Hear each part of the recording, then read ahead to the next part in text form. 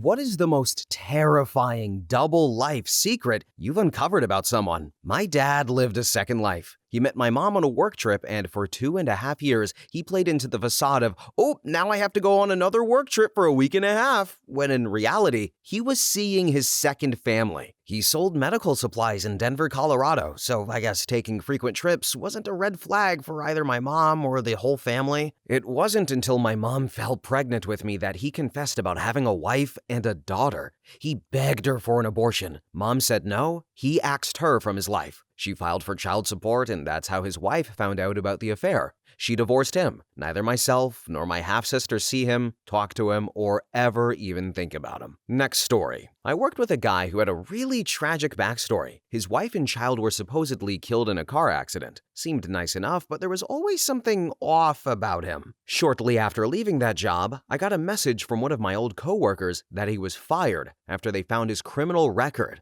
SA, kidnapping, death threats, producing adult content of a child, and I no longer believe that his family died. Next story. Not terrifying, but a secret from my life. When I was in university, my wife and I were saving for a house down payment, and I would pick up the odd shift 2 times a month as an overnight doorman at a building. I guess I was sort of a security guard, but I didn't have any credentials for that, so I basically just had to sit in the lobby in case something happened. Nothing ever happened. So I used that time to write erotica, which I'd sell on self-publishing websites. I sold $25,000 worth of books in 4 months. And I had to come clean to my wife when I showed her the money that we suddenly had for the down payment. I only let her read one of the books because it's kind of embarrassing, and she sometimes calls me Heisenberg because of it. Y'all, right before I started this video, I was recording for a Breaking Bad channel, and we were talking about Heisenberg's secret double life, and then I was thinking, man, what if it was Breaking Bad but with erotica? And then it was literally this story that they mentioned at the end. That is insane.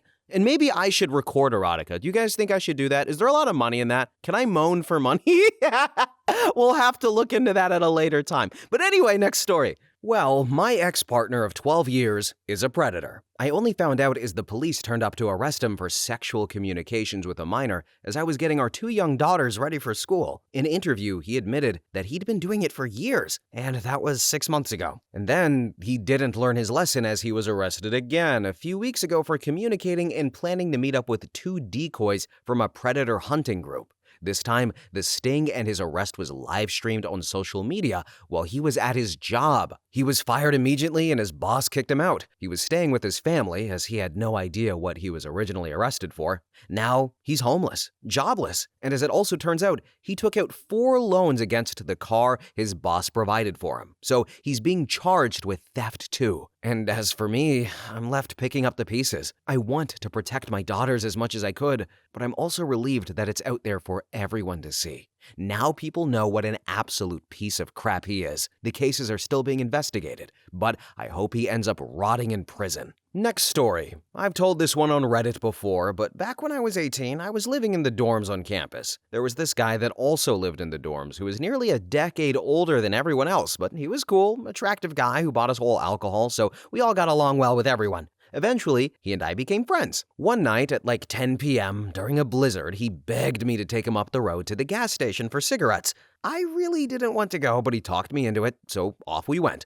We got to the gas station just fine, but on the way back, I slid on ice and went sideways on the road. A lady in an oncoming car couldn't slow down and hit my car. She stated she was going to call the police to report the accident, and as she went back to her car, my friend started panicking. I can't be here when the police get here. And then he freaking booked it on foot across a dark, snow-covered field. And I didn't see him again after that. A few weeks later, someone asked, "Did you hear about the friend?" And I said I hadn't, and they told me he'd been wanted for murder and had been using our dorm to hide from the cops, but they finally caught him. Never would have suspected such a nice, jovial guy to be capable of such a thing. Next story. I was 16 years old and I got my first job. I was the broom boy, shop helper, gopher at a small, medium-sized diesel repair shop, semi-trucks and log trucks. Everyone there was rough and blue-collar, but all of the guys were kind to me. My coworker Brad was covered in tattoos, smoked like a chimney, and rode Harleys. He was quiet and reserved, but I always offered to assist when he needed a third hand on something. Then, after a few months, he briefly opened up to me about his childhood and rough upbringing, but I never once saw him mad or raise his voice. Then one day, some unmarked SUVs rolled up and he was arrested for a double homicide in Montana. I never saw him again. Next story. I had a close friend that I had known for 20 years. We talked a lot, visited back and forth at least once a year, and even took an overseas trip together. She was a professor and researcher who did a lot of great work. It eventually turned out that she had been going out late at night and committing hate crimes, abusing random people and ambushing them on the street and destroying their property. She attacked at least 2 people with a blunt object and caused serious injuries. And she never once said anything racist or hateful around me or on her social media accounts.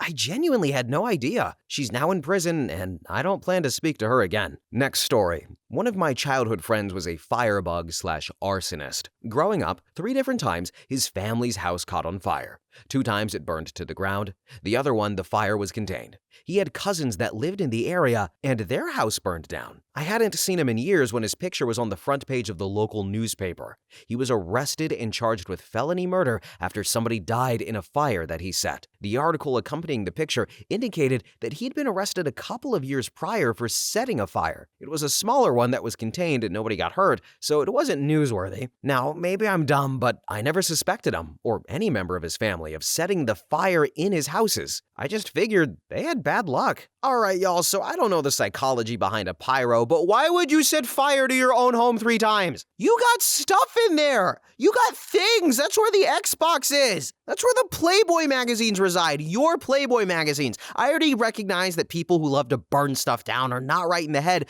but that's your home base! What the hell? This person is not only psycho, but they're stupid. That is a very dangerous combo, guys. But anyway, next story. So, a college friend's daughter is the biological child of my ex-husband.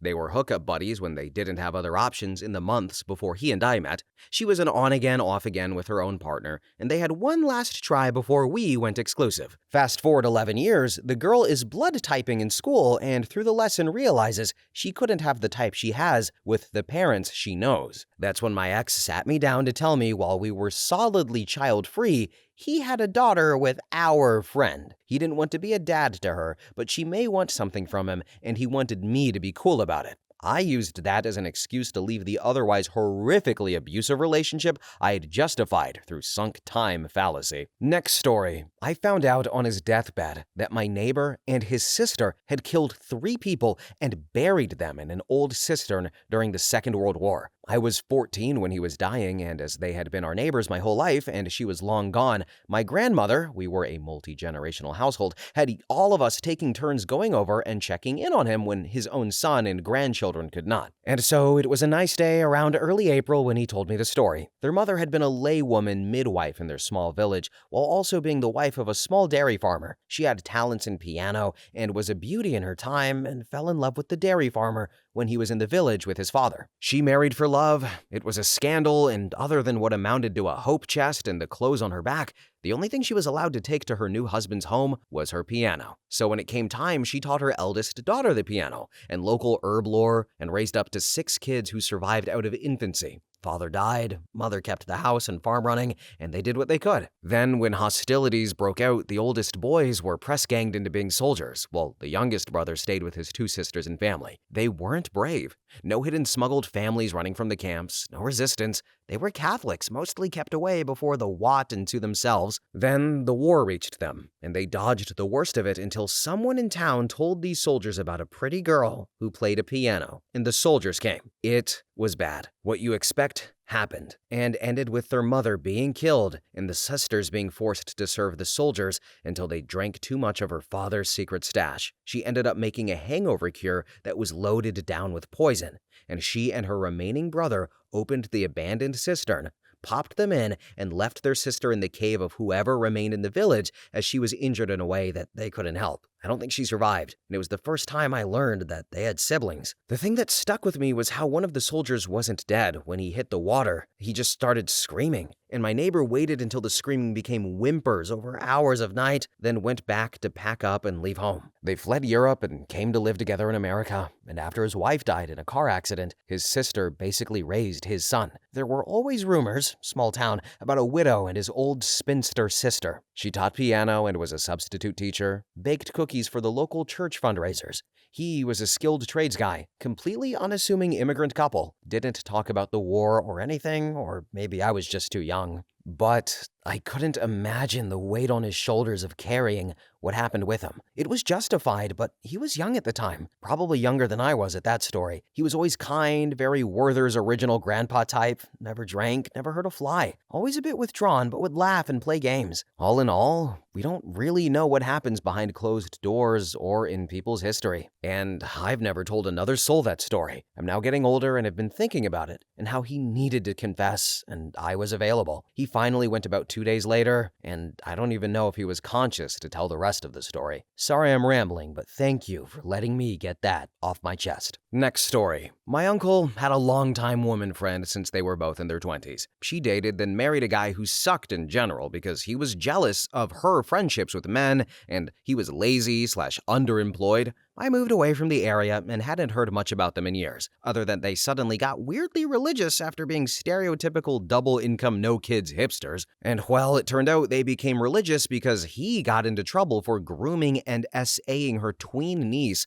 over the course of a few summers that she stayed with her. Uncle's friend was totally in denial and said her sister and niece were making it up. The police search of the husband's hard drive proved otherwise, but it just always blew my mind the way she stuck up for him. She paid for everything, kept the home, was the primary caretaker for their son, but just let that POS dude drag her down. He went to prison, and I believe she eventually divorced him. Next story. My high school/college boyfriend lived a double life. He came from a good Baptist family and presented himself as an upstanding Christian man. He went into college 2 hours away from our hometown. Turns out he was hiding severe alcoholism, was in another relationship with the girl he told me to pray about but not to worry about, and was in deep financial trouble too. I helped him pay down some debt that later turned out to be an engagement ring that wasn't for me.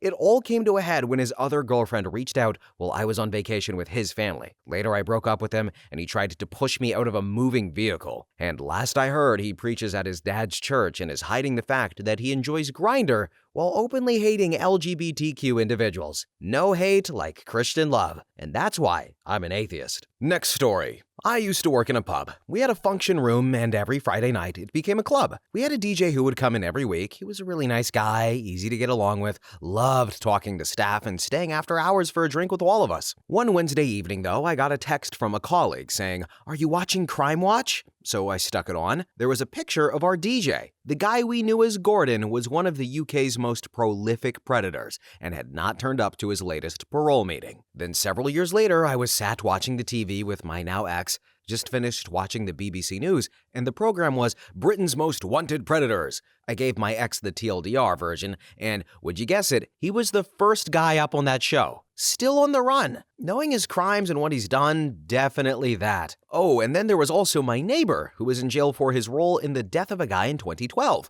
But I only found that out after he attempted to set fire to my house and he ended up in court. Once I knew his name, I Googled him and there he was. So, a DJ who turned out to be a prolific predator and a quiet neighbor who killed a man. Next story. Worked on a building site with a nice guy. Another lad recognized him. He had gotten released under the terms of the Good Friday Agreement. He had received multiple life sentences for murder, kidnap, and torture, and according to Wiki, he had confessed to 27 murders, apparently kicked out of the IRA for being too mental, all of which did not tally with the polite, funny, and mannerly lad that I had been working with. Next story. A friend's husband turned out to have a secret bank account for when he was going to leave her. She worked hard as a hospital nurse to support her family. He was a carpenter. They had a small child about a year old. I was the backup babysitter and overheard him talking to his friends about it. That wasn't the only thing he hid from everyone, though. On top of that, he and the friends were all bona fide separatists, believed Texas should separate from the Union. They were like later-day Confederates. She had no clue, and I cared enough to tell her. She left him and moved away with their child. I never saw her again. I hope she's doing well, though. I don't know how terrifying that is, but it was the first time I had run into people of that mindset. They weren't the only ones, though. Ran into a whole subgroup of them at a church I went to later. Wasn't apparent until I got to know them better at a few parties the church had. They idolized anyone having to do with the Confederate War, like fangirl and fan guide idolized. And anyone with an insurrectionist mindset. Just scary to me. Next story. So, not me directly, but it's a funny story. My parents, they got married after 6 months of dating, had their own place, but would spend a lot of time at her parents' house afterwards. Her father would leave for hours at a time, always having places to be in the evening. He was a professor and my grandmother was a stay-at-home mother. After a few weeks of witnessing this, my dad asked my mom what he did. She had no clue. Her siblings had no idea. And his wife figured he was doing what she was doing and screwing around on him. Now, my dad is a super chatty guy and will talk to anyone about anything. So, as my grandfather was walking out the door, he asked him where he was going. Her father chuckled and said he had a city council meeting to lead, as he was president, and thanks for asking, because no one had ever bothered to before. So that's how everyone found out my grandfather was head of city council. Okay, everyone, I would like to impose some life experience, advice, perhaps wisdom. I will preface by saying that maybe the dad could have brought it up at the dinner table or something like that, but I cannot tell you the amount of people in my life, as friends or people who I have dated, who don't ask questions. Again, yeah, he could have brought it up, but none of the siblings or the wife said, hey, what's going on? What are you doing? Or asked, like, what's up? Where do you go? What's going on? The amount of people in my life who just don't ask questions is baffling. So I would implore you, whether you've got friends or you're dating, just be a little inquisitive. Y'all, it's bonkers sometimes how little people ask personal questions. Go for it. Do it. The person might like you a little bit more. That's my 2 cents. Anyway, next story. So when I worked in a warehouse, I used to work with our contracted delivery drivers. This one driver was always super nice, kind of meek and shy, typical young teen anime type kid, nerdy, kind of scrawny and weak, but boy was I wrong about all of those assumptions. First of all, he was not a kid. I thought he was about 18, maybe 20. He was 30. He had a 5-year-old daughter whose mother died of cancer shortly after having her. He lived with his daughter, girlfriend, and her kids. He never talked about them or mentioned them in the 2 years I worked with him. Turns out he abused his daughter to the point that she died. Apparently, he didn't have custody before the mom died because he was violently abusive towards her mom. And he was also abusing his current girlfriend and her children. CPS did have case files on home open, but he accidentally killed her shortly after they had assessed the situation, I guess? Anyway, he's in prison now, and the daughter's mother's side of the family is suing the state for placing her with a documented abuser. And to get weirder, the delivery company he worked for lost their contract with my employer like a month after this happened because they got caught pocketing the employees' insurance payments that were coming out of their pockets. And so, how does this connect? Well, the guy who killed his kids said he did it because he was frustrated with her coughing. He was the one who tried to use his insurance and was told he didn't actually have insurance. So his employer not actually paying for their insurance like they said they were was kind of a tipping point. The employer's steals was weird too. They seemed like they were doing fine as a company, but apparently not. Next story. Oh, I have several. My job requires dealing with mostly hundreds of people daily. I met this guy who seemed like the nicest. Becomes a regular, we'd flirt, but it never got any further than just friendly conversation. Then, maybe 2 years later, I found out he put a hit on his wife and made it seem like it was a home robbery gone wrong. Sick part of this is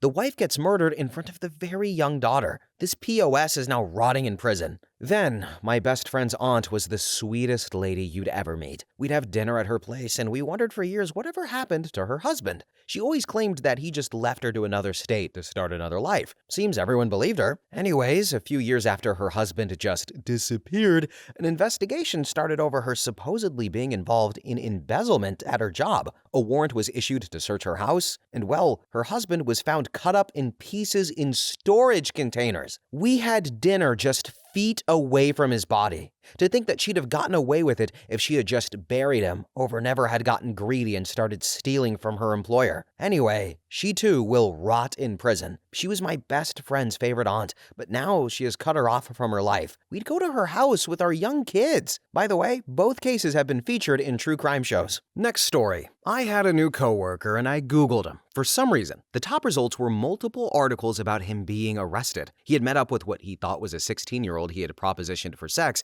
but really, it was an undercover cop. When they popped his trunk, it was full of tarps, gloves, rope, etc. Turns out the company let him start before the background check came back. Next story. The cat I had been seeing in my neighborhood had a twin that was only different by a little spot on his back leg. It explained a lot because sometimes Friendly Cat, the cat that we knew, was very rarely unfriendly to us. And it was because that was his twin. Friendly Cat lived on our side of the street, and his twin, I think was called Night Museum, or Kevin, lived on the other side. Double life indeed. We only found out when a neighbor told us, and then we saw them together. Next story. Had a regular when I worked at a liquor store 7 or 8 years ago. Nice guy, my age, seemed like someone who could be a friend. I saw him at the bar a few times and we always linked up in combined groups. Then one day, on the news, he was arrested for murder. The girl I saw him with at the bar was murdered. He was caught on camera carrying her lifeless body from his apartment to his car, and I was pretty shocked. Turns out he wasn't as level-headed as I thought he was, and he's in jail now. Next story. While my example maybe isn't exactly to the prompt, it's close enough. I had a buddy in college. He was a few years older than usual. I think he was like 26 or 27. He was on the football team with me, was in a frat, and was generally really well liked. He was just kind of larger than life in a lot of respects. He was older, so he had lived a lot of life before coming back to college. He had a lot of fun stories, was fine being the center of a room, was funny and gregarious. He was also one of the mentor types, taking young guys under his wing, giving out life advice that came from his real-life experiences. Overall, just a really good dude. Now, the only real thing he didn't have going for him was he was not an attractive man by any measure. He was tallish, maybe 6'2", 182 centimeters, but heavy, probably 350 pounds, 159 kilograms. He also looked like if Will Sasso had his face struck repeatedly by a meat tenderizer. I also found out that he had this nasty habit of getting young freshman girls crap-faced drunk at the parties his frat hosted, and then would sleep with them when they were too drunk to say no. It was this very strange dichotomy that my brain had trouble at that age understanding. I tried to separate the man I knew from his actions, and eventually I just couldn't manage the mental gymnastics required. He wasn't a good dude that happened to essay drunk girls 10 years younger. He was just a bad man, no qualifiers. And I never ended up getting particularly close with him, but had I have not found out that information, I could have easily seen myself drawn to his cult of personality. Next story. All right, I'll add one that's not a buzzkill. I worked with this old guy at an engineering firm, about 65-ish. He was a happy old guy and just did his work. Talked with everyone in the cafeteria. He would drop by with his dog sometimes and just seemed to be a regular guy. He wasn't a project manager or anything and just worked health and safety and some minor projects. He had an interesting last name, and I was at the hospital visiting a relative and saw the children's wing was built by a guy with the same last name. I think nothing of it, but bring it up to him in the cafeteria and ask if he's related, as their last name isn't common in the area. And he said something that amounts to he may know the guy. So I look it up. This old guy is a rich philanthropist, drives around in a Honda Accord, wears unassuming clothes. But I took a second look, and his watch is a Daniel Roth. Turns out he was the original founder of this company when it went by another name. Next story. A family relation, who is now dead, had a secret family in the 80s up until the late 90s. One day in the 90s, one of his daughters from the secret family showed up at his mother's house. He had lied about where he lived, but wasn't smart enough to give the secret family an address that wouldn't directly lead to him. His mom called him up at work, letting him know there was a little black girl there to see him. He's white and was always a super racist boomer type. His wife had a mental breakdown when she found out he had a secret black family going back 15 to 20 years. And even a few years before she met him, it was all sorts of effed up. Shortly after the news broke, she started carrying around a lifelike doll and treated it like a real child for a few years. She already had 3 real children, but whatever works. They stayed together till he died just a few years ago. She and her sons used local police to make sure none of his secret family could attend his wake/funeral, and it was effed up. And there were no consequences for any of their behavior. Next story. My ex had a second set of social media that I'd been blocked on, where he was calling people racial slurs and posting threats of mass violence. I also found out he was banned from theme parks and is on an FBI watch list for the insane crap he has posted on Twitter, including threatening to do another Pulse. The cops have been to his home over his internet activity, and his family has been interviewed. When I dumped him, a switch flipped, and he acted absolutely, completely insane. He hid it so well. Forever grateful for my internet sleuth girlies who did me a solid when crap started getting a little too weird, and his family who let something slip. He, of course, had them thinking I knew of his record. Next story. My dad left his wife and 3 kids to run away with a young man he met when he was 35 and she was 17. The age gap between his youngest child and the child out of the second relationship was almost exactly 9 months. I'm that child. I only found out about the first family by accident when I was in my 40s and only met my half-siblings after my dad died. He never knew that I knew about them. I adored him and still struggle to understand what was going on. My mother won't discuss it. Essentially, I feel as though my whole childhood was a huge lie that every adult I knew was complicit in. Next story. My uncle, he was the youngest of 12 kids, Irish Catholic baby boom family, never managed to move out on his own. But finally, at I guess my mom's encouragement, he came to stay with us a couple of states over. He was in his early 30s when he lived with us. I was like 15, sisters 13 and 12, and he was there for a year and in the same town for another year, so we saw him often. He was always employed as a welder or a machinist, but was a loner type. Loved metal music, wore leather jackets, loved to shoot pool, old Corvettes and Camaros, etc., smoked a lot, not a big drinker, but despite making decent money, was always broke. Then, like 20 years later, he got busted with CSAM on his computer. Teen stuff. Prison probation,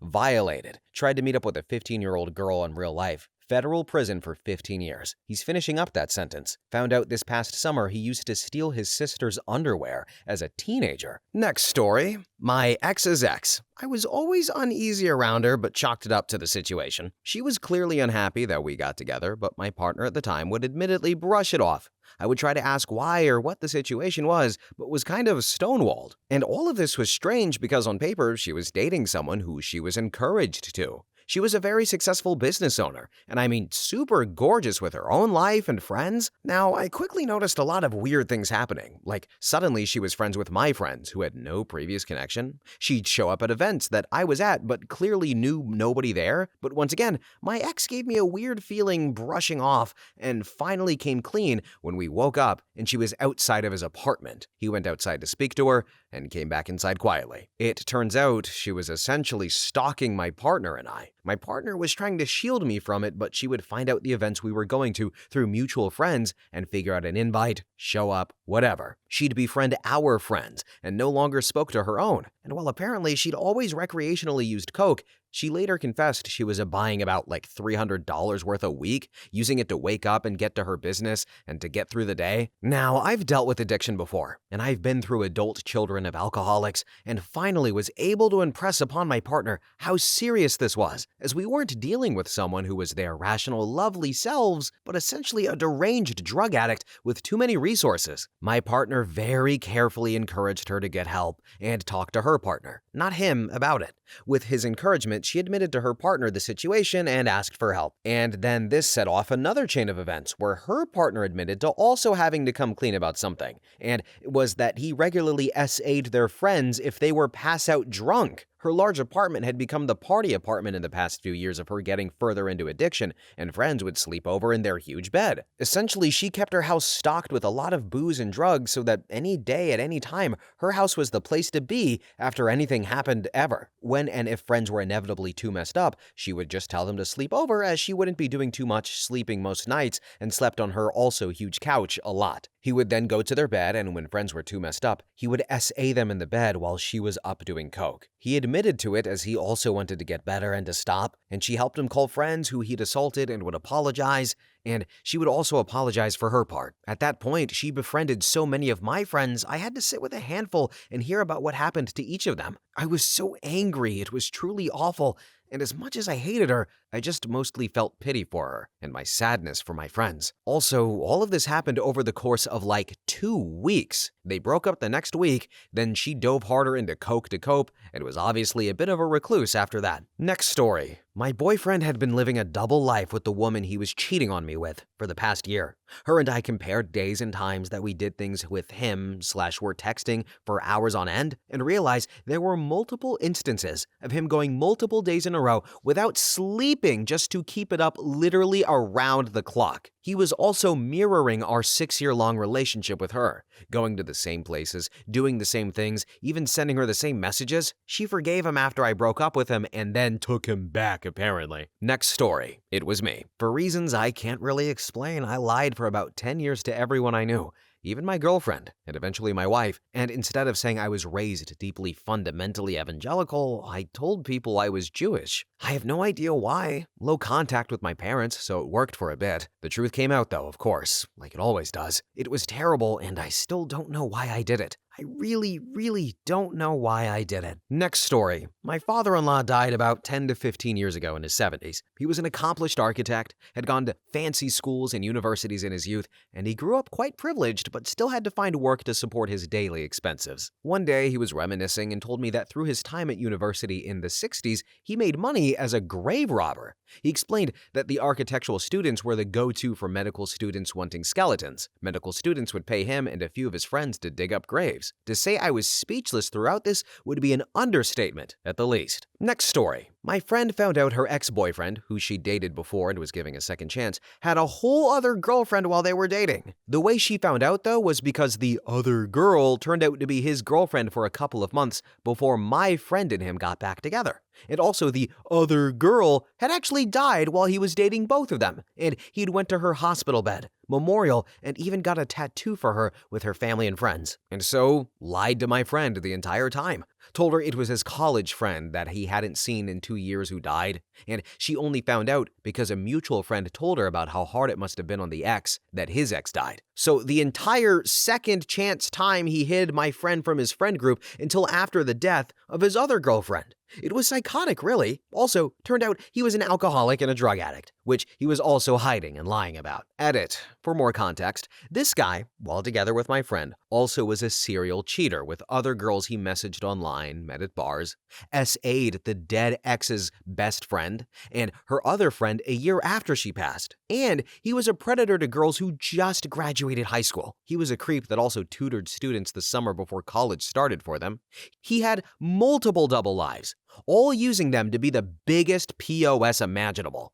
Cherry on top was, he was in a band, and the people around him knew some of that stuff. Next story. I ran into a former coworker a few blocks from my apartment, and we decided to have a beer to catch up. At work, he'd been well regarded, just a touch eccentric, nothing major, just a bit conspiracy-minded if anything. So we walk to my place, have a few beers, and he casually mentions how God had started speaking to him, so he'd been in a mental hospital for a while. He realized he had to stop telling people about the conversations because they couldn't understand.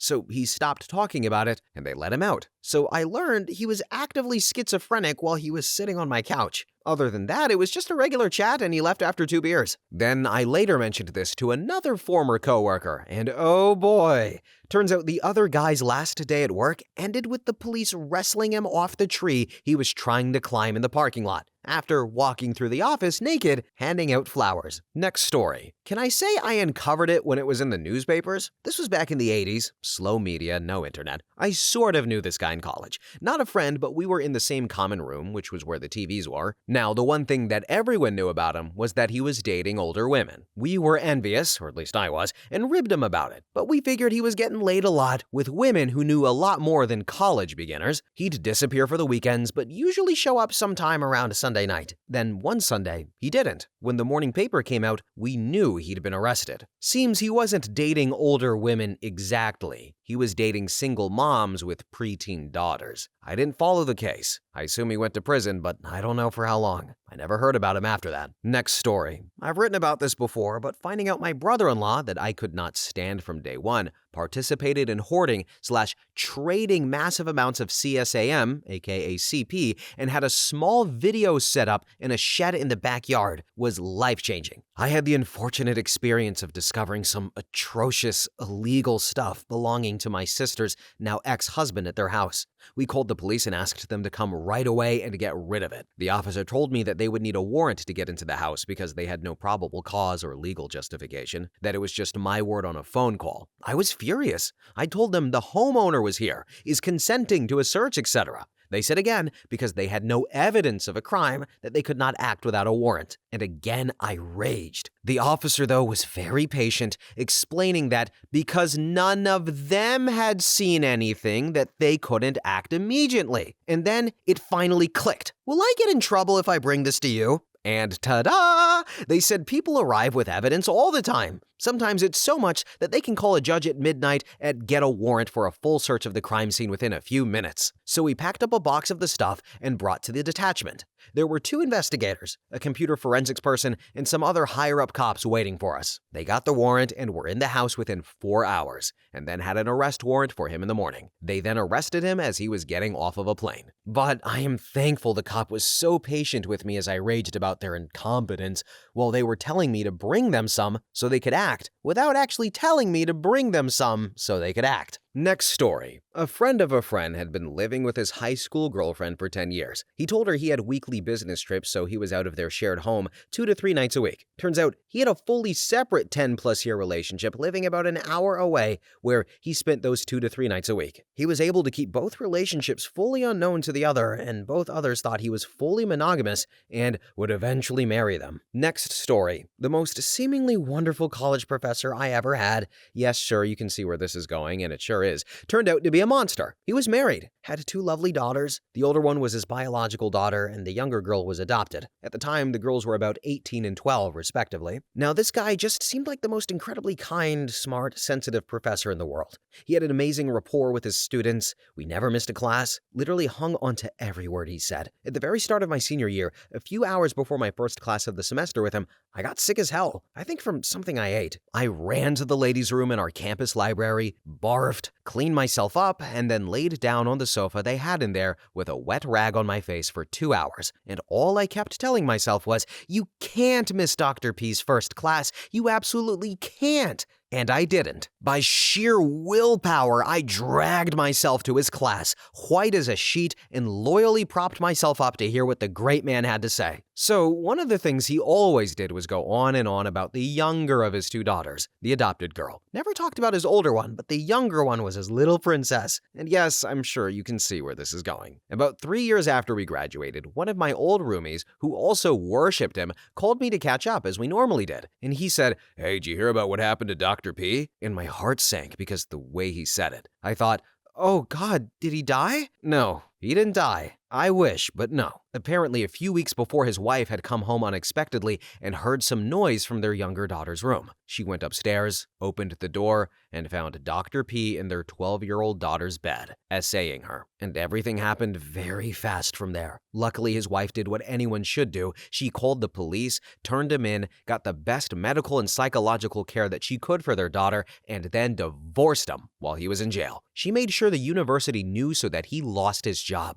He laid a hand on one of their kids in the worst possible way, and she went scorched earth on him. Now, I posted this story about him a handful of years ago. I think it was another Ask Reddit question about what did someone you used to adore do that totally changed your mind? That shock and anger, though, is still horrifying. I mean, if you knew how much all of his students loved this guy, it's the he's the last person I would have ever think would do this scenario, and it makes you never want to have faith in anyone again. Next story, murderers. Sex traffickers, predators, corrupt politicians, celebrities, business people, pillars of civil and religious society, medical professionals, mandatory reporters. Turns out, people are bonkers. I've lived the most humdrum suburban life, but man, there was bonker stuff happening beneath the surface that the normies just don't see, and can't even comprehend because it seems so bonkers. Absolutely bonkers. Then, as an aside, bad guy crap seems like a ton of work, and I don't get it at all. If my moral compass hadn't kept me on track, my aversion to unnecessary work, chores, drama kept me on the straight and narrow. Okay, so I would like to say that while yes, bonkers is within my personal lexicon, I did not write this one. One of these days, though, we're gonna find somebody that I recognize or myself in one of these threads. But also, I brought this up before about some guy who had like a secret family, a second family for 10 years or something like that. I'm disgusted, but I'm also impressed that you've managed to support 2 families and go through 2 sets of arguments, 2 sets of baseball games and all that. It's horrible, but it's impressive you can get away with it that long, but it's also exhausting. I don't want to do that. I relate to OP, Mr. Bonkers, Mr. or Mrs. Bonkers, because what do you mean I gotta go through like 2 anniversaries? What do you mean I gotta buy 2 wedding rings? Get that out of here. I ain't got time for that. No way. Anyway, next story. He, 28, was always bragging about having loads of girlfriends at the same time. Since this is annoying dumb behavior, I never really asked details about his girlfriends. Now and then I ask something like, do these girlfriends know that you have multiple girlfriends? Or something like that. And they did. So I guessed all poly people or something like that. One day he's bragging that he had a new one he just deflowered. I cannot really imagine a virgin 28-year-old woman directly would be okay to be in some polycule looking like a harem, especially not with him. And I kinda secretly thought none of these girlfriends existed or were body pillows or AI, but turns out that was because she was not a 28-year-old, but 12.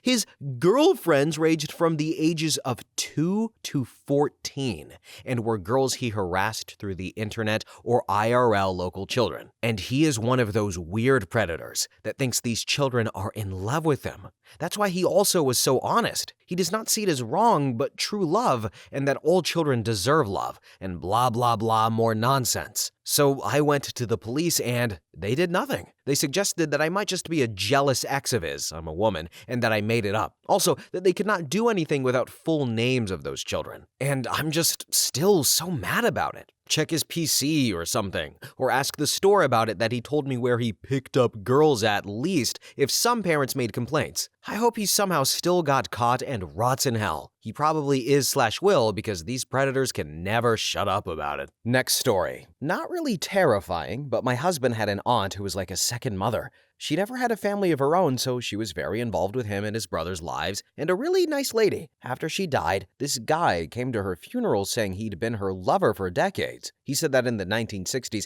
her parents had disapproved of their relationship and forbade her to see him, so they continued in secret forever. Her parents have been dead since the 90s and they still kept it a secret. Crazy. Next story. Someone I worked with at a small nonprofit had this reputation for being almost overly decent. He stayed late to help people, covered shifts, remembered everyone's birthdays. You'd trust him with anything without thinking about it. A few years after I left, he got arrested. Turned out he'd been running a side operation for a long time, forging documents for people trying to bypass background checks. Not for money at first. He started by helping out friends, then realized he was good at it and scaled it up. I mean, built templates, learned verification systems, even tested which institutions were easiest to fool. What sticks with me is how structured it was. He had a system for everything, like it was just another job. And during all of it, he kept showing up every day as the reliable, soft-spoken guy that everybody leaned on. Nobody had a moment where they thought that something was off. That part is what makes it unsettling. Next story. An old friend of mine was going steady with a girl for a couple of years. She managed his money for him as they were saving and had plans for a future together. She queried why his take-home pay was so low, though. It turns out it was a claim for child maintenance for a newborn from an affair he was having with a girl from work. Guy didn't have the guts to tell her. She had to find out when his wages were deducted. She's happily married, has 3 kids, and has even immigrated to Australia, and he's still bouncing around from relationship to relationship led by his wiener. Next story. A woman I used to work with found out after about 25 years of marriage that her husband had been cheating on her almost from day one. He had multiple, multi-year-long relationships with other much younger women while he was married to her. He was a college swimming coach, so he traveled a lot for work. And sometimes he was traveling for work, and other times he was traveling for work. He would mostly be dating college students, so as time went on, the age gap got to be pretty large. He was such a sociopath that he even sabotaged his own son's relationship with his girlfriend because he wanted to date her. The last woman he dated was getting out of an abusive relationship, so he and my coworker allowed her to stay in their basement while she was finding other accommodations. While she was down there, he would sneak down and have sex with her, and then go back to bed with his wife. He was a gigantic piece of crap. Next story. So, found out the guy I was dating had a wife and kids. He said he was a flight attendant, so he was always out of town for long stretches. Turned out he lived in another city and had to come to my city for work 1 week per month. Well, I woke up from a nap and caught him FaceTiming his kids, and I dumped him immediately. Never have I felt so icky. Like, I know I didn't do anything wrong, but it still made me feel like I was gross. Next story. The bursar at my uni college, UK, was this unassuming guy who helped us out with accommodation funding and organizing innocent stuff like book vouchers. A few years after I graduated, it emerged he was into some dark, sadistic sexual fantasies when he went to the US to meet a man who worked at another uni, and together, the two of them murdered a third guy that they lured into one of their fantasies. They were arrested after an international manhunt. My friends and I couldn't believe this was the guy we'd go to for student loans support. Next story. A friend of mine who's a doctor turned out to be a serial SAer. He roofied his victims, and I never saw it coming. There were no red flags. I used to party with him and was inebriated around him many times. I would have 100% trusted him to bring me home safely. Literally found out about it from Reddit because the news articles got posted. That's right, it was that bad he made national news. He got caught because he saved incriminating material in his Google Drive. Some of it was CSAM, and it's some Jekyll and Mr. Hyde crap. Next story. A guy in my university who was kinda odd but very smart and top of his class. He turned out to be taking photos of the girls and distributing them online to huge servers of people, who would then say what they wished they could do to the girls in those photos. One of the girls pretended to be a guy online, got him into one of those conversations, then confronted him with piles of evidence, and we never saw him again. Next story. Ex-coworker from about 8 years ago had an entire family in another country while working in the United States on a 3-week rotational schedule. He would lie to his family in the other country and fly home to his family within the United States. Man was living 2 lives. Both families thought he was working 6 weeks on, 3 weeks off. Neither families ever knew about each other. We're talking about wives and multiple kids on both sides. Serial cheater as well. Eventually, dude died on a major freeway helping some woman with car troubles. Probably just trying to get into her pants. Got himself ran over by a semi-truck. I don't really believe in karma, but yeah, karma's a you-know-what. And dude was an a-hole too. Next story. One of my college friends married a guy that she had known since high school. They reconnected a few years after they both had graduated from college. Then, several years after they got married, she found out that A, he was a raging alcoholic, and B, a cross-dresser heavily into lingerie.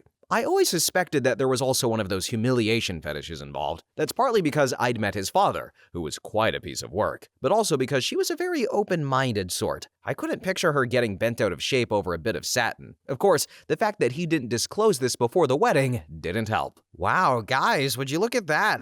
They're already making jokes about Kristi Noem's husband. Can you believe it? This whole administration. Oh my God, next story. So, used to work in a convenience store in the late 2000s in this little town. There was this biker-looking guy that always came in and we always chatted. He told me about his house burning down, how he was living in a refurbished shop.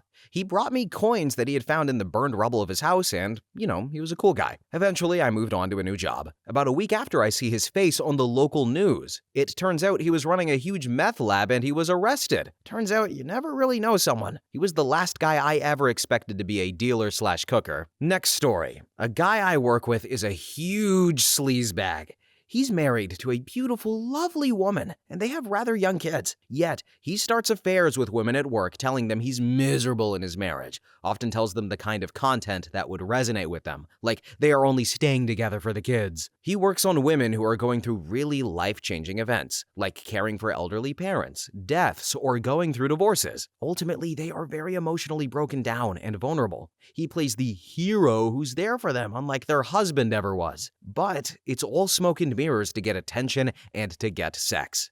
He will have a few women going at once. They don't know what he's up to because they're all trying to be secretive about their relationship with him, since he's married and they got into this with him knowing this. And he just plays around with their minds, takes their morals and values, then spits them out when they want more from him, since he promises them the world and a relationship with them. He's super cringe. If there were ever a good example of a narcissist, it would be this loser. Next story. I read recently about an unsuccessful American casino owner who carefully crafted his image into a winning businessman, straight talker, but whose real record told a far more troubling story. Behind the branding was a pattern: found liable for SA of a 13-year-old girl, a charity shut down for illegal self-dealing, a university that ended in a $25 million fraud settlement, and a criminal conviction on 34 felony counts of falsifying business records to bribe an adult star to hide his affair with her from American voters. And it didn't stop there.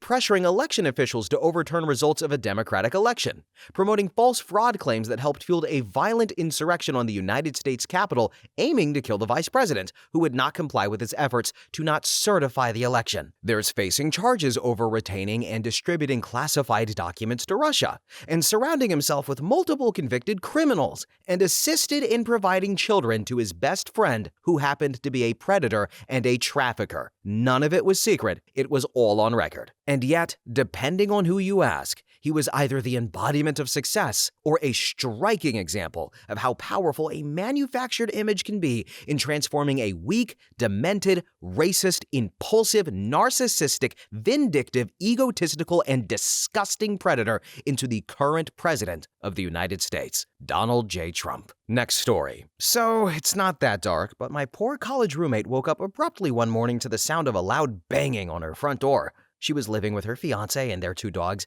in a house that they had purchased together. We had all just graduated from college the year prior, and she was working as a nutritionist and he was an art gallery curator. Well, turns out the door banging was from FBI agents who were there to arrest her fiancé, who had been involved for years in a major theft/fraud operation. She and all of us were completely blindsided. The art job had been legit, but looking back, of course, he had to have had another source of income. He went to prison.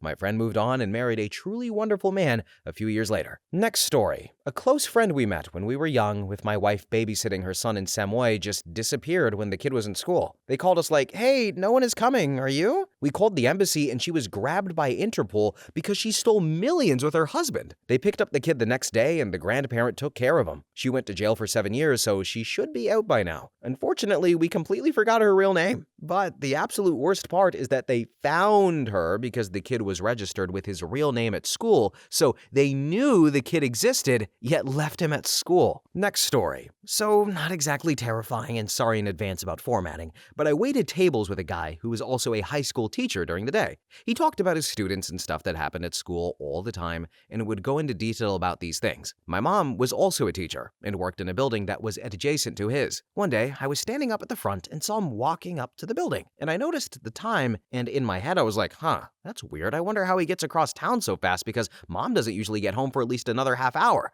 And then I forgot about it because it was so minor in the scheme of life at that time. Then, a week or so later, our boss dragged me and a couple of other girls/friends into the office and showed us that his wages were being garnished for student loans that he wasn't paying on, and that he never actually graduated. So, long story short, we figured out he never got a teaching license, he wasn't actually teaching, there was no day job, these students and events he would tell us about were all fictional. His roommates, who also worked with us at the restaurant, had caught him at home a few times during the day, and got together and confronted him about it. He confessed, and then nobody saw him for like 2 weeks until he came to get his stuff to move out. Apparently, he'd been at his parents' lake house avoiding everyone. The best part about it is that he was a real condescending jerk to anyone who wasn't going to college or doing things that lived up to his douchey standards. Like, he had a lot to say about people, and none of it was ever positive. So, it was great when he got called out for being a lying piece of crap. Next story. Clearly not as terrifying as a lot of these, but I used to work at a large company. A coworker, she was in her early 30s if I remember correctly,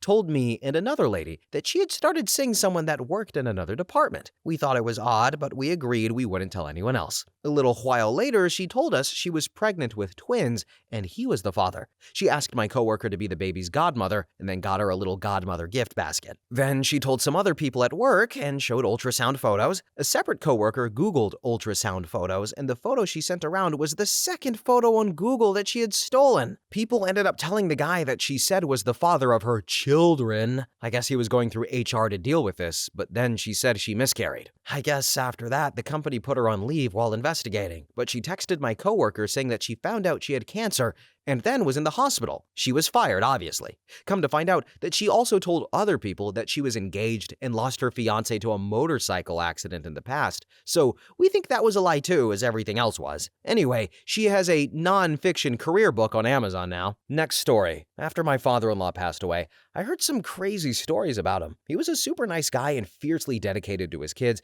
and I always liked him a lot. He regularly traveled down to South America because he worked as a high-end private hunting guide, mostly just hunting invasive species of birds, but had a high-end client list, and he had family down there. Well, he had been divorced from my mother-in-law for years, and he was attractive and fit for his age, so it wasn't shocking to find out he had some girlfriends down there. What was shocking was learning that he most likely did work for the CIA, used the hunting guide thing as a cover, and almost certainly killed a few people, including 2 who tried to rob him, and dumped their bodies in the Chaco. Next story. Due to my autistic son's disability, I have a support coordinator who comes by once a month and helps me with all of the government paperwork required to keep his support mechanisms functioning smoothly. Now, I had a great one. He knew his business like none other. He was like a lawyer and a psychologist all rolled into one dude. There wasn't anything job-related that he couldn't handle. With him, just a phone call solved nearly every problem. Then, he was suddenly gone. And the problem there? He talked a lot about his wife and soon-to-be son. Quite expected for a soon-to-be father,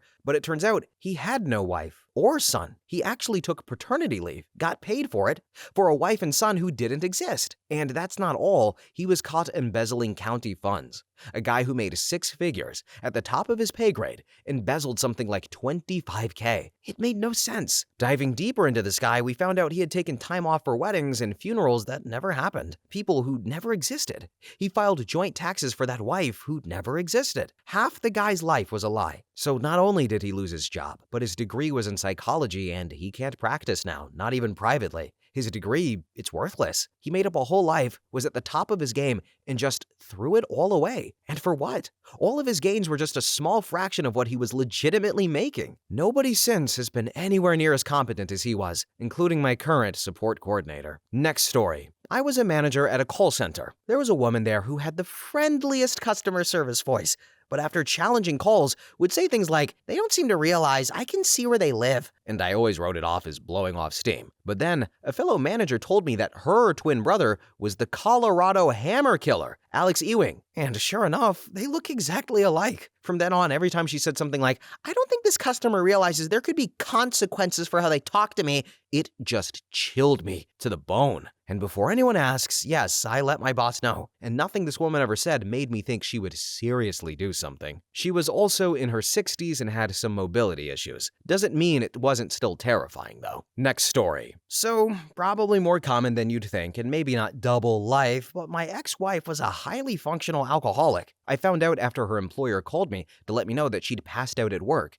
They'd called EMS and were giving me a heads up. When I got there, I rode with them to the hospital. She insisted that she felt fine, was speaking clearly, memory was coherent. When we got to the hospital, they did a blood draw, despite her insisting that she didn't take any drugs or had anything to drink. Then, her BIC came back at a .389, meaning that medically there was no reason that she was still alive. This was my realization that she had a drinking problem, as she clearly handled it well. This led to another 6 months, though, of me covering for her as she was in and out of rehab, disappeared for days at a time a la Walter White's fugue state, and was generally absent from any communications with her family. As for us, we were both in the Army and living around 6 hours away from our closest family. After her 3rd DUI in that 6-month period, they kicked her out, and she decided that being tied down was her problem. And she walked out on my daughter and me. At this point, I came clean with her family and let them know what we'd been hiding from them. And I'm sure they didn't believe me and assumed I was just trying to poison the well to get custody of my daughter, until each of her parents ended up kicking her out of their respective homes. One for running a car into their garage door, and one for passing out on the front doorstep because she couldn't figure out a lock and key when she got home. And I'm not sure where she is now. Next story. I'm a carpenter and I've had a lot of apprentices over the years, but there was one kid that really stuck. He was born with fetal alcohol syndrome and lived in a foster home, but was really functional, just kind of aloof and different. And I taught him everything I knew, and he always worked his ass off. He became my right-hand man. For 10 years, that boy sat next to me in the truck and worked with me all day long. I saw him more than I saw my wife. Then one day, he didn't show up. No call. Then the next day, after about a week, the boss called his house to ask where the hell he was. Turns out, he'd been asking me to drop him off at the convenience store instead of his house. It was so he could buy slushies and Xbox cards, because he was using those to bribe his kid sister into effing him. This had gone on since she was 9 years old. He got caught because she showed her friends on the public school playground a video of her filleting him. I hope she's okay now, and I hope he is not. Next story. A guy we knew, and was a huge part of the circle me and my husband ran with, and told everyone he had an aggressive stomach cancer and was receiving treatment at the point for 3 years. Well, we knew him for about a year hanging out with our friends because my husband's best friend tagged this guy along, and he just molded in the group well. Really nice guy. Then we stopped going out because I got pregnant, so obviously couldn't go out much anymore. My husband was a first-time dad and kinda hovered over me a lot, so he didn't go out much either. Then, baby born, happy, healthy, and when they were 18 months old, we get a call from my husband's bestie with crazy news. He tells us this guy we all included in our group had his life fall apart because he cheated on his girlfriend, and she told everyone what she knew, all over socials and some text messages. So the truth came out hard and fast. He never ever had cancer in the first place and just enjoyed the treatment people gave him and the cuddling he could get from it. And no, my husband and I never suspected a thing. Why would we? You don't ask or accuse someone of something like that in random passing, but it was like he was a whole different person with his second life and we just never picked up on it. It was unsettling, grotesque. It still makes my hair stand up. Effing creepy. Next story. My aunt. My grandmother moved in with her after my grandpa died. We wanted custody of grandma but lived 3 hours away and she didn't want to leave her doctors. My aunt is an elementary school teacher, church every Sunday, mission trips to Guatemala, and she stole almost all of my grandmother's money and abused her via neglect. Over $250K just gone. And my grandma loves her too much to press charges or sue her. Grandma paid for all of those trips to Guatemala. Did Grandma go to the dentist for the 2 years she was with Aunt? Nope. But Aunt has a shiny set of veneers. I've promised to hold my tongue until Grandma dies, but I'll be handing out the Adult Protective Services report as people leave her funeral. Next story. My uncle left his girlfriend and 2 kids for a job on the other side of the world. A few years later, when my grandparents went to visit, they got introduced to his new wife and 2 new children that none of us knew about. As of 2026, he still lives on the other side of the world from his wife and 3rd and 4th kid. The entire family jokes he has a 3rd family and 2 more kids, but I honestly wouldn't be surprised if that was true because it's clear based on recent interactions that he doesn't like his current wife. Next story. So maybe not quite as bad as some of the other ones here, but my ex-husband hid an aggravated DUI from me for a couple of days. We were separated-ish at this point, i.e. he left without telling me where he was going and was staying at an Airbnb somewhere. This was normal for him and he would do it to upset me. The DUI happened on the Monday after my birthday. On Wednesday, I received a voicemail from a DUI advocacy group. I pretended to be the doting wife when I called back,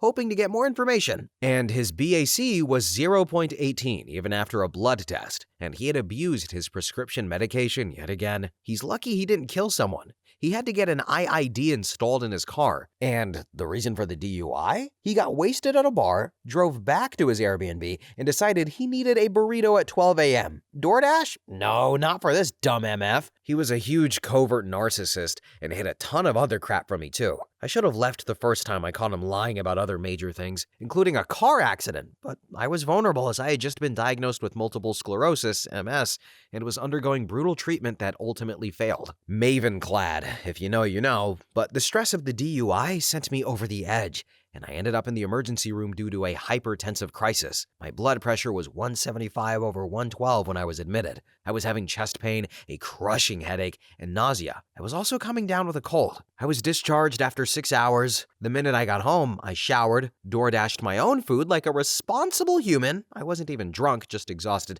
and finished filling out paperwork for the divorce. I got up the next morning, printed it out at Staples, and drove 45 minutes to the courthouse. My HR was at that point about 1:30 to 1:40 the entire time I was there. I filed, he was served. My health then continued to decline, and a month later, I filed for permanent disability. He continued lying about the severity of the DUI, so I took it upon myself to go back to the courthouse and request the criminal record. And Matt, if you see this, you are the dumbest MF I've ever had the misfortune of knowing. Thank you for wasting 4 years of my life and abandoning me, even though you knew I was medically fragile. I wish I could say I feel sorry for you. You're probably still unable to find a job.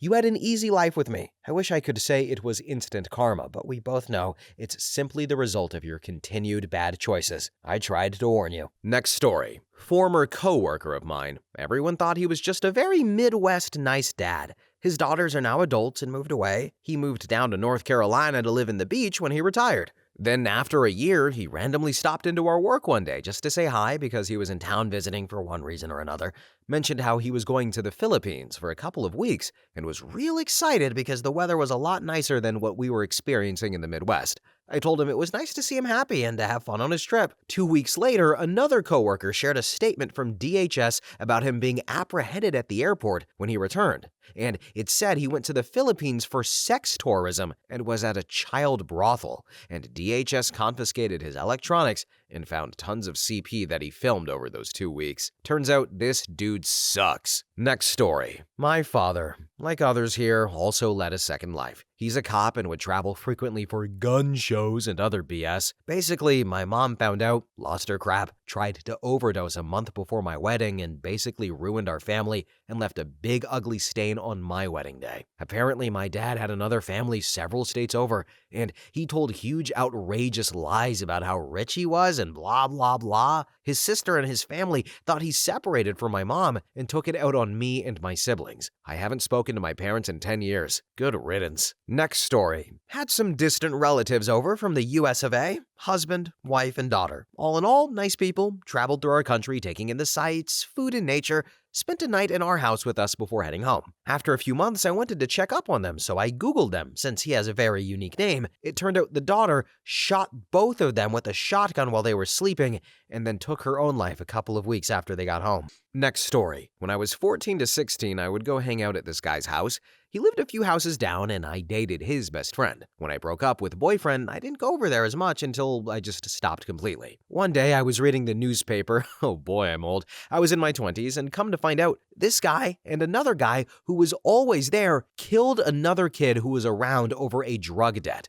Buried him alive. My ex had to talk to the FBI and told me where they were when they came home to clean themselves up afterwards. I never would have guessed. Next story. I worked at a Fairfield Inn across from a Hampton Inn. We shared a parking lot, same owners, and there was a dude that was 1 year older than me at the Hampton front desk. We would have to do daily call around for rates and availability, and this dude would just literally bully me every time, and I never knew what to do with it. He never hurt my feelings, it was more like, OMG, the audacity he has for it. He was also promoted months before me and threw it in my face. Then, saw on the news a few years later, he was arrested for trafficking some kids that were in foster care to predators, and also a predator himself. Disgusting people will act disgusting. Alright guys, so that is all the double life stories and a few people who didn't really understand the assignment, but you know what? Gold stars for them for participating. As for me and my personal stories, or personal relevant stories, I've mentioned this before, but my best friend growing up, his dad was a cop, and then we just grew apart as you do as in childhood. Saw on the news one day, old best friend's dad was on the news. Apparently he did a bunch of no-nos to women back in the 90s, provided they weren't underage, so I'll give him that, but still absolutely horrible. So yeah, they caught him, arrested him, and I was like, oh crap. And I was a little too young, middle school time, so it didn't really like traumatize me or anything. He didn't do anything to me while I was there, it was just women. But yeah, so he's in jail now, and he's in jail as a former cop, so that's not good. It's not good for him. But you know what? You get what you deserve. But anyway, guys, we're at the end of the video. Thank you all so much for watching, commenting, and have a good one. Bye-bye!